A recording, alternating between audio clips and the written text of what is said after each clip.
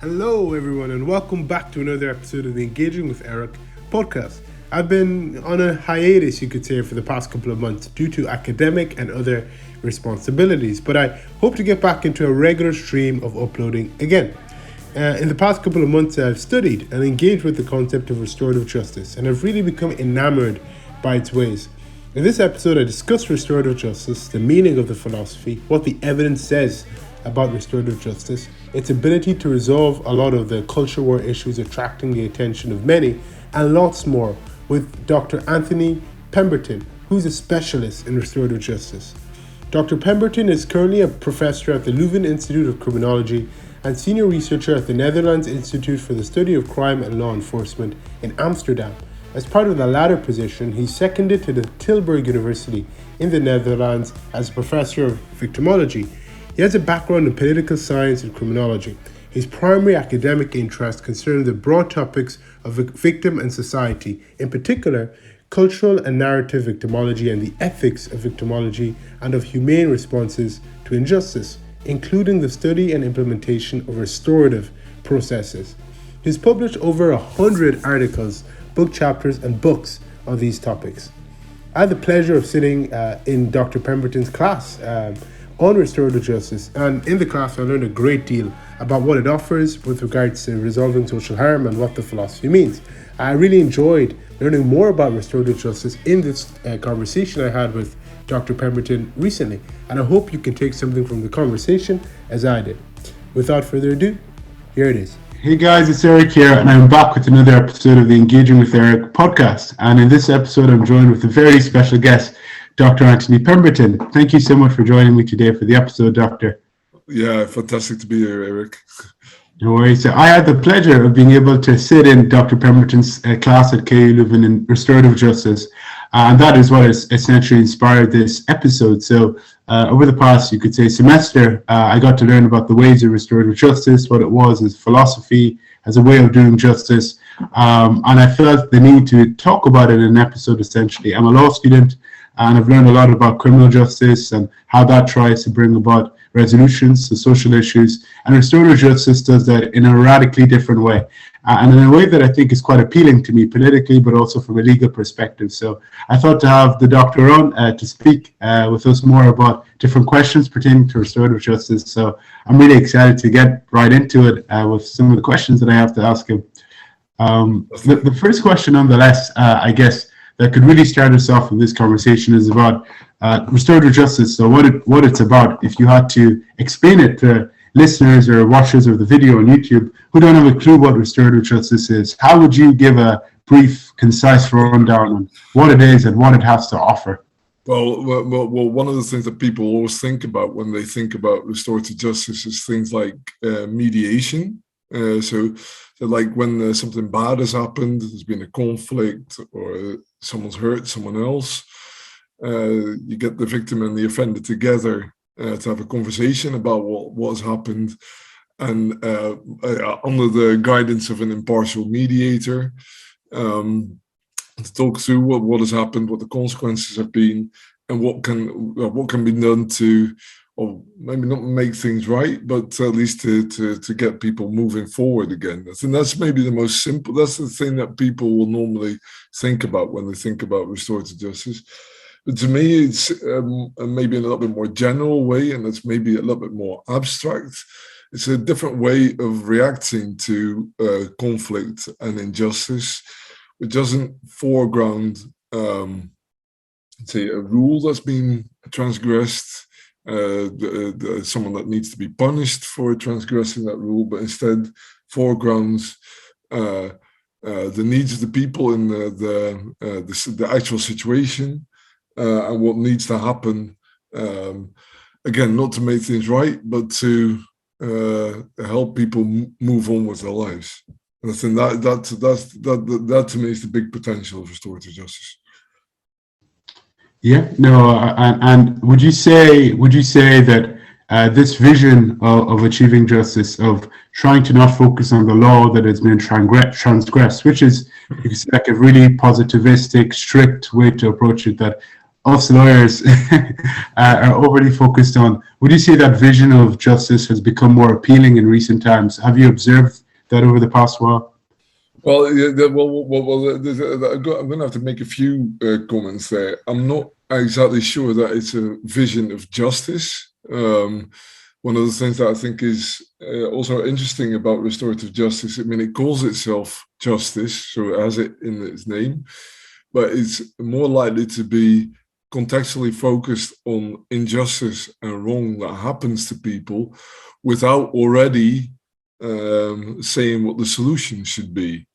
And visions of justice already have an idea, more often already have an idea of what the solution should be. So for example, lawyers have a tendency to think about social situations in terms of rules and rule breaking and procedures to deal with rules. The law is a system of rules. Restorative justice does allow us to see these kind of situations, things like crime and wrongdoing, in a different light than in rules that have been broken, and that something has to happen around these rules. And the question whether that has become more appealing in well, I think a lot of people are realizing that definitely in our systems of our reactions to crime, that has been it's clear that our systems that are dealing with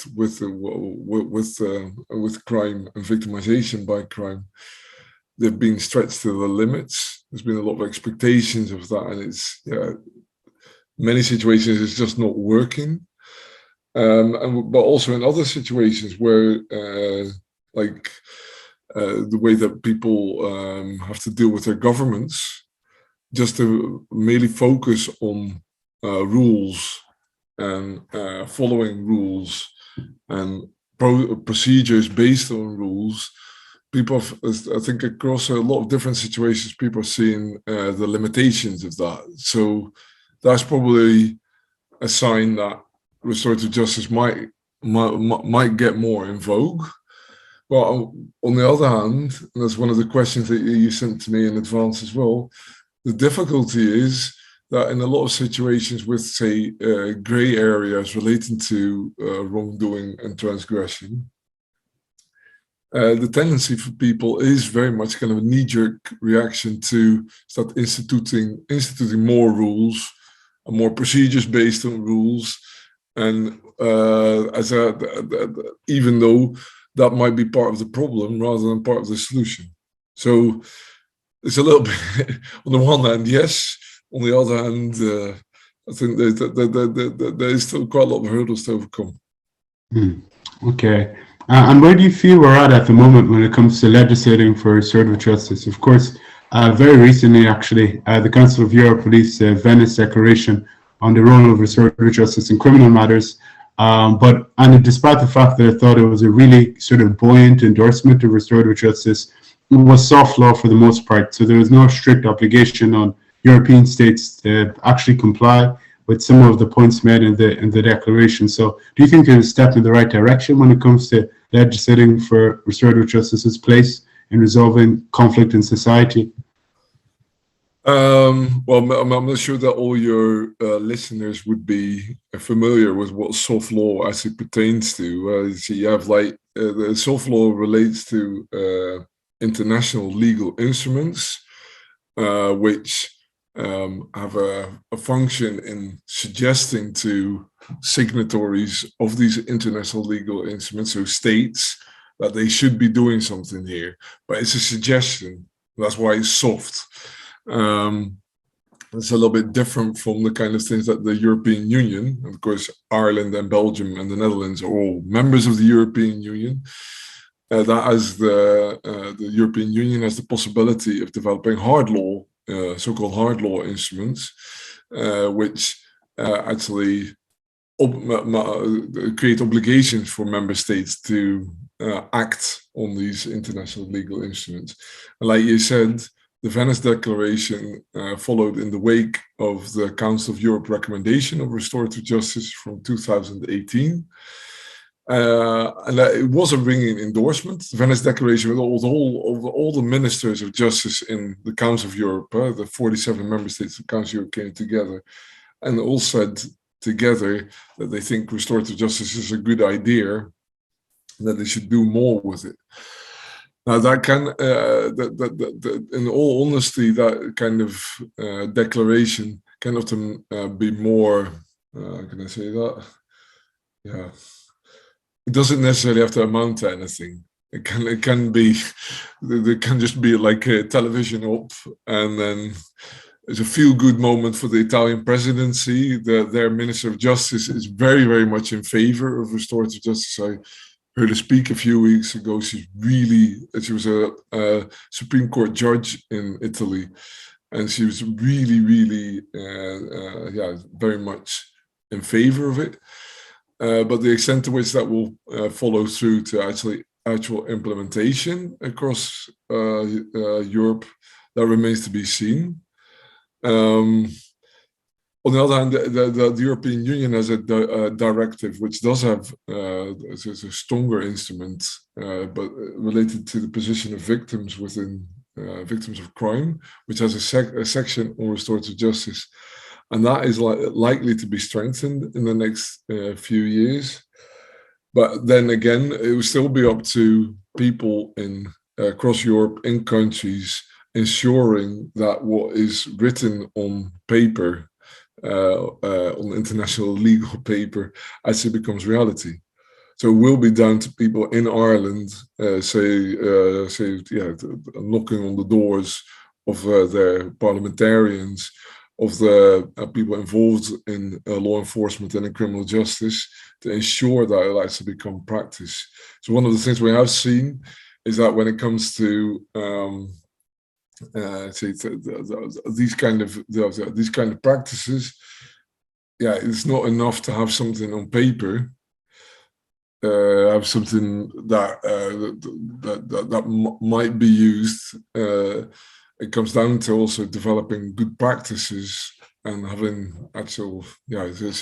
having it available across countries, and that I think we are a fair way off from that being the reality in most European countries, I would say.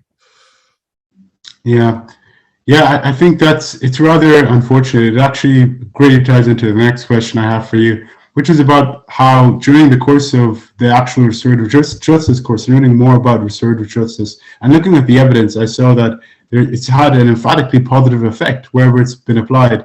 It reduces recidivism, victim satisfaction increases a lot of the time after restorative justice procedures have been implemented. It reintegrates offenders into the community pretty effectively, especially in contrast with the criminal justice system. Yet you could say its effectiveness, the degree to which it's effective, isn't reflected in the enthusiasm held by policymakers. I've seldom heard restorative justice be referenced here in Ireland amongst politicians, policymakers, people in the criminal justice sphere, which I think is somewhat ironic considering its positive effects whenever it's been applied in many areas. And there's data, I think, attesting to this also. So do you observe this discrepancy too? I certainly do in Ireland, but do you think it's apparent across Europe and the world, or do you feel it's not? And if it is apparent from your perspective, why do you think that discrepancy exists when the evidence is clearly out there? Yeah, so that's a really, really good question. I mean, it is something that definitely doesn't only apply to Ireland. It also applies to countries, say, like Belgium, who've had systems of restorative justice for decades now, even had it enshrined in law for a fairly long time as well. But there, you also see that it's still at the margins of what it could be, rather than it's like mainstreamed into our reaction to crime and victimization. The sense that I get that there's a whole number of different answers that you could give to this. One of the ones that strikes me is that that it sometimes doesn't sit well with our tendency to want to be able to control the outcome of our reaction to to crime. So there's a sense that the prison and penal sanctions, and they're all things that can be professionalized, that are done by professionals, professional actors. And essentially what restorative justice does entail is saying, well, we're giving part of the reaction to crime and victimization back to the people who are most directly implicated in it. So we are giving away a bit of control in that sense. And I think it's exactly the area in which, say, giving back control to people, I think is often, at least, is rarely seen as something that will win votes in the end. So there's a lot, you see that a lot of political parties will be fine with restorative justice, but it's very rare to find one that will make it like a centerpiece of their reaction to crime and victimization, particularly when it relates to the higher end. So a lot of people will find, say, if you have like vandalism or things that involve juveniles, there would be quite a lot of policy people, at least involved in policy, will be fairly favourable of restorative justice, I think, at least if they're aware of it. When it comes to things like reacting to sexual violence or to, say, more serious forms of crime, they're much less likely to advocate for restorative justice, even though the kind of things that you just said, the positive effects have also been shown precisely for things like sexual violence. So there's definitely that. And one of the other things is also that there's a far more mundane, far more, how can I say that, mundane answer.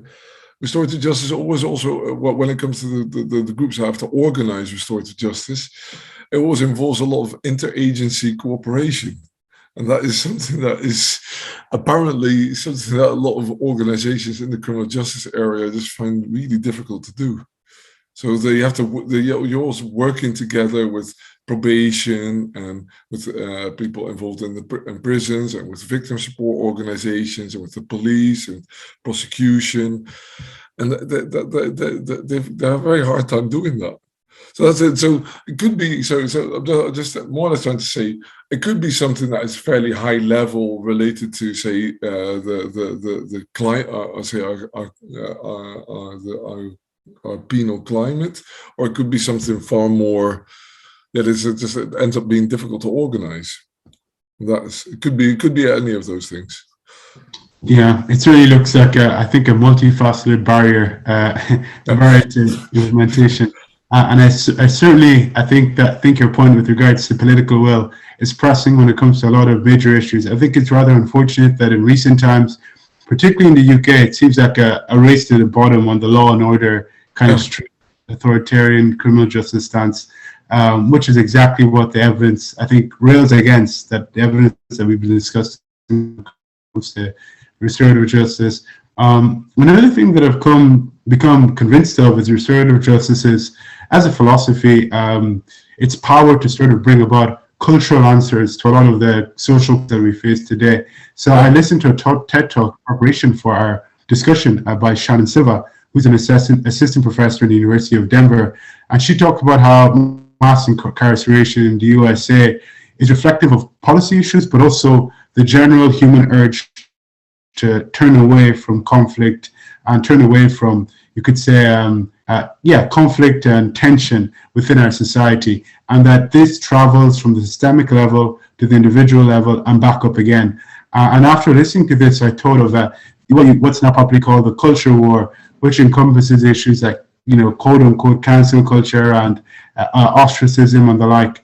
And I felt as if restorative justice, and also I noticed that many people who rail against the cancel culture issue, and many of them dehumanize people who are ostensibly involved in canceling others in the way that they claim people canceling dehumanize people that shouldn't be dehumanized. So it seems like a vicious cycle of dehumanization that everyone's participating in. And so her point I found really pertinent, and that everybody is turning away from tension and no one's willing to take responsibility to reform and to think of more restorative ways to bring people back into, you might say, sanity and community when it came to humanizing one another and appreciating one another despite the mistakes that we make. So I felt restorative justice might be able to fill that cultural void that exists right now, where there seems to be a trend of dehumanization that's occurring across the political spectrum with all participants in the culture war. So do you feel restorative justice has that kind of redeeming capacity that could also be unlocked in the cultural sphere?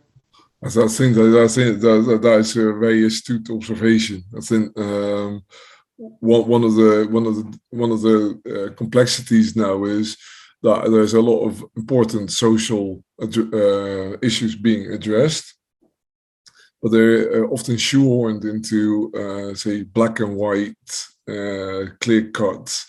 One side is wrong, and the other side, we're trying to get on the, say, the grandstanding side of moral issues. So that if you can, say, point to what the others are doing clearly wrong, and the way, and often if you can point to something that you've either been victimized, or you can lay, you can credit yourself for having been related to a history of victimization, then you can start pointing to others to say that they're obviously wrong. And I think that is a really unfortunate side effect of not a side effect, an unfortunate component of many social issues at the moment. I think that they're merely shoehorned into trying to point out that the situations are really black and white. But one of the things that restorative justice has the potential to do is to show the difficulty of having to actually deal concretely with situations of injustice, which goes well beyond just pointing out someone else has done something wrong. The difficulty is often thinking about, well, whatever has happened, and now we have to deal with who's been hurt, and how we have to help them, move forward. And that's often a far more grey matter, in which just pointing out who's done what wrong at what time and grandstanding towards each other is not very helpful at all. So I do have a sense that restorative justice, if it's done well, has the potential to be counter to that in a lot of social situations. It's one of the reasons that we've in Leuven now developed the idea of having Leuven as a restorative city, in which all kinds of conflicts, are not necessarily seen as things that are bad and just need to be paved over, and someone needs to be pointed out for doing wrong, or we have to develop some kind of rules to prevent or to overcome this, but that we see conflicts between people as potential moments that people can learn and come together with each other. So conflicts within schools, conflicts within companies, conflicts also within universities, rather than saying, like what's happened, I think, also in a number of issues that also involve universities, like things relating to gender, I think, is one that has become incredibly politicized in the wrong way, I think, in the last years, like cancel culture, or people, on the other hand, calling out people for so over wokeness and all that kind of thing, instead of seeing the potential for conversations about what gender means, how you might have, say, in my own case, being the white Anglo-Saxon male cisgender, and all those things. Also, also getting a better sense of all the ways that I've also unconsciously used, say, the privilege that has afforded me in situations. And rather than that being something that you get name called, or you just have the discussion about between people who are deaf to each other, restorative justice has the potential to open up spaces for conversation and learning about that in a far more, say, forward-looking and inclusive manner. And I think that is, for me, definitely where a lot of the potential for restorative justice, also outside of the criminal justice system, lies. No, I totally agree. And I remember, I think it was the first class I had of yours when everyone was contributing when talking about what we knew about restorative justice. And I pointed to the example of Daryl Davis in the United States of America, who is an African-American man who went out to the Ku Klux Klan and members of the Ku Klux Klan to show them his humanity and engage in dialogue with them and humanize them in the process and engage in what I would call restorative conversations about the common humanity they shared. And it essentially transformed many of the Ku Klux Klan members, and they left the organization and then opened their mind to the concept of racial equality. And I think from learning about restorative justice over the past semester, I've seen many examples of this occurring in mediation sessions, circles, and the like. When it comes to these cultural issues, as you said, I think a shift away from black and white thinking is due, and an embrace of the gray is necessary. And restorative justice lives in the gray. So, yeah, that's it. That's the perfect way of putting it. Yeah. I have to ask you though, whether you think there are any limitations of restorative justice, because of course, I think the positives are clear as day for everybody to see. The evidence, I think, supports restorative justice in practically every area that I've looked at personally, and I've looked at through the class and through your lectures. But do you think there are any inherent limitations to restorative justice that you've noticed over your years of engaging with the subject? Well, I mean, I think, I think that any good idea always works best when it also acknowledges that it has limitations, that it has inherent limitations. So, but one of the things that is true about restorative justice, that it requires voluntariness on the part of participants. Yeah, that means that people who will not want to participate, they won't participate. So, and that does mean that a fair amount of the most difficult situations that you can imagine might not be conducive to, or at least not be conducive from the outset to restorative justice. There might be parts of it that are conducive to restorative justice. I mean, I'm thinking, for example, about the war in Ukraine now. I mean, there are also certain situations where, saying that we would like to have a peaceful conversation about something seems to be a little bit missing the point. Let's say that with someone like Putin, I find it very hard to see what, at least definitely initially, what restorative justice could actually do in that situation. And I can imagine there's things like, although there have been promising practices about restorative justice, for example, in case of organized crime, I do also have that there is also a difficulty there, and there's an inherent difficulty there, and essentially just pretending that those, the kind of common sense things that you'd think about these things, or what are you going to do with, say, a mob boss who's just wants to be in it, doesn't really have any concern for the people that he's hurting. Can you reach him through these these conversations? That the answer is probably no. Even though you shouldn't think away the humanity of someone like that. I think that kind of thing is definitely part of the limitations. It's also something that we and another thing, maybe even more so, is like you were saying about the gray area. Some of the limitations are also just related to the harm that's been done. Parents the parents are bereaved by homicide. A restorative justice setting can do something, but balanced against that your child's been murdered or died in another way. It's always going to be limited. And that on the other hand, I would also find is a strong part. It's exactly what you were saying before. Just saying that someone needs to be punished for that also enables people to just look away from the loss and the hardship that people will be suffering in these situations. And restorative justice by acknowledging the fact that anything that we will do as a society is going to be limited, but does have to be based on reality of what we actually can do. I think that in that sense, the limitations of restorative justice are also its strength, that it will have to focus on the fact that anything that we can do as people will be limited in, more often I quote, one of my favorite quotes in this regard is one from Hannah Arendt when she was looking at the Nuremberg trials. And yeah, she said that one thing she said there was that the enormity of evil explodes the limits of the law.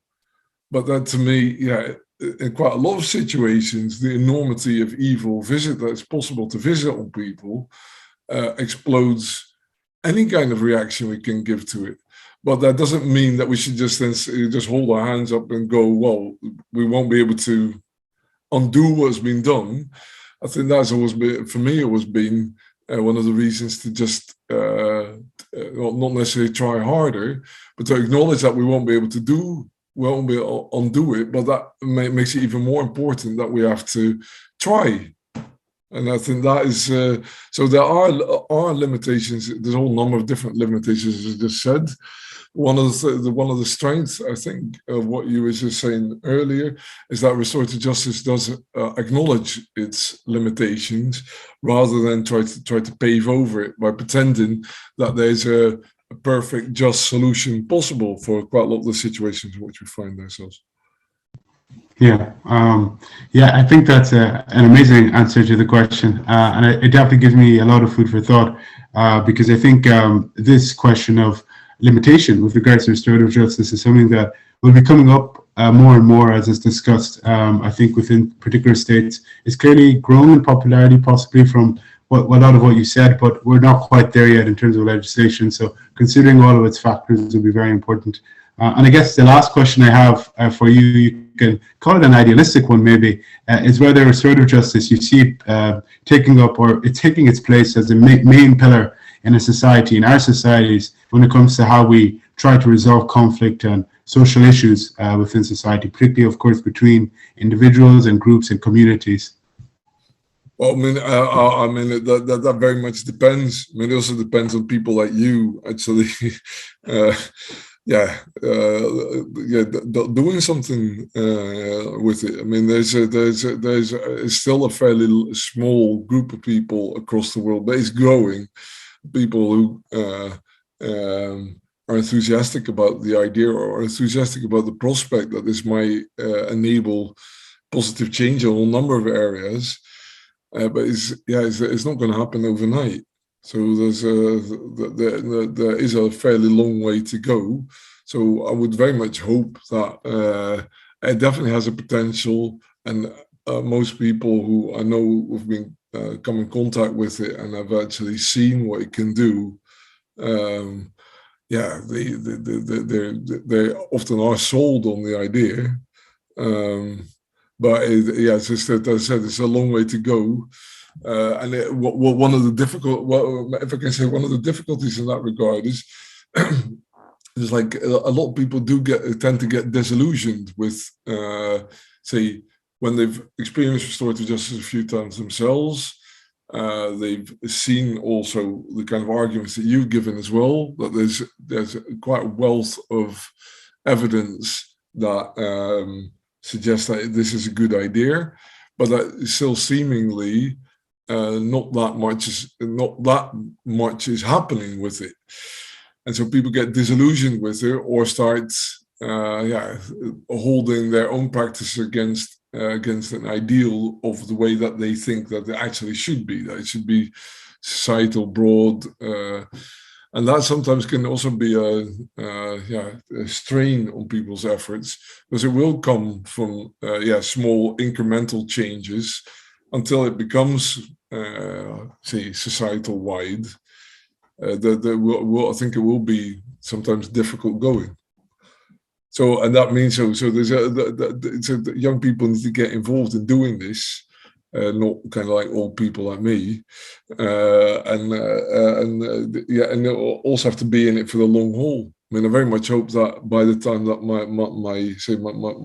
my daughter, she's now 11, by the time that she comes out of say university or something like that in about 15 years, we'll definitely have be a step further. So they say take another generation. I